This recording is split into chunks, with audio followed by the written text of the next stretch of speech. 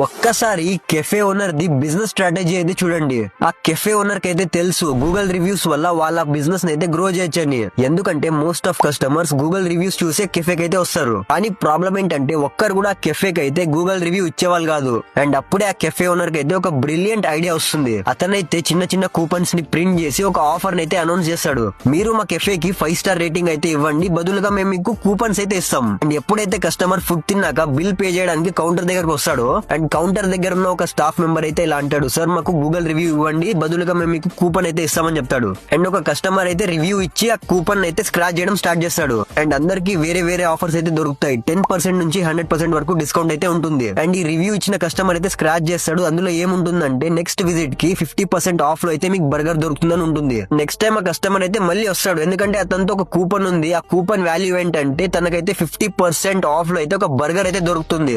And ఈ కేసులో చూసుకుంటే కెఫేకి అయితే రివ్యూ కూడా వచ్చింది అండ్ రిపీట్ కస్టమర్స్ కూడా ఎక్కువ అయ్యారు. అండ్ ఎప్పుడైతే ఒక బిజినెస్ వాళ్ళ కస్టమర్ ని రిపీటెడ్ కస్టమర్స్ గా మార్చుకుంటారో అప్పుడే ఆ బిజినెస్ అయితే ఒక నెక్స్ట్ లెవెల్ కి వెళ్తుంది. అండ్ మీకు ఇలాంటి క్రేజీ బిజినెస్ ఇన్ఫర్మేషన్ వీడియోస్ కావాలంటే నా పేజ్ ని అయితే ఫాలో చేసుకోండి.